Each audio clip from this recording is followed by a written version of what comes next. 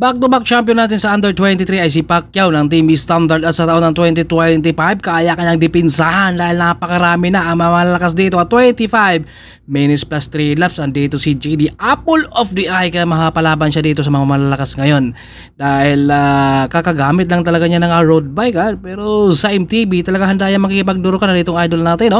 Medyo groggy na, andyan naman Sir Aljan at ito yung harapan ng Palaton. Nasa harapan si Arking dahil wala na sa standard. Ito ay mapapalaban rito ang mga dating kakampi niya dahil kapag sa ahon ang pag-uusapan natin, lamang talaga si Arking dahil meron siyang pang-ahon. Pero sa remate talagang medyo alanganin din si Arking dahil alam niya na talagang wala siyang pang remate, kaya hahanap lang talaga siya ng diskarte at ito ay magandang ahon rito, yung kanilang finish line 7-11.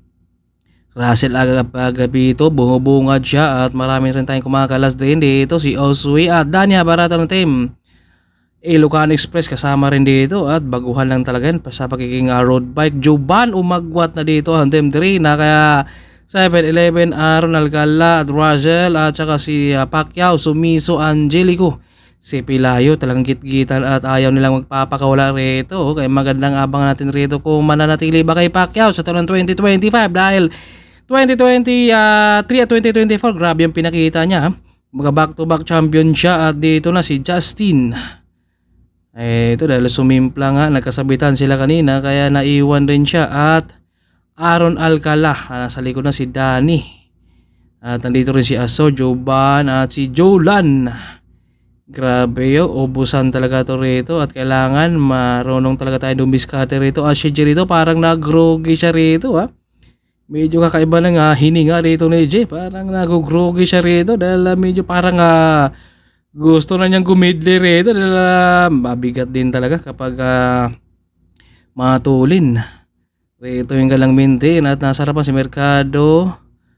Si Pacquiao rin hindi nawawala sa harapan dahil wala na siyang domestic rito dahil si Dre Diodor ay nasa elite na kaya kailangan dito ni Pacquiao hindi siya magpapabaya rin dito sa harapan na kapag may lalabas dyan kailangan sasabit siya dyan at umagwat na nga si Pacquiao rito. Dalawa sila rito papayag kaya yung ating grupo na dalawa na ang agwat dahil nandiyan na ang back-to-back champion natin at Dani Habarata inuupuan lang niya at bit-bit ang grupo rin dito at Bong Lauron sisyon ng team KD.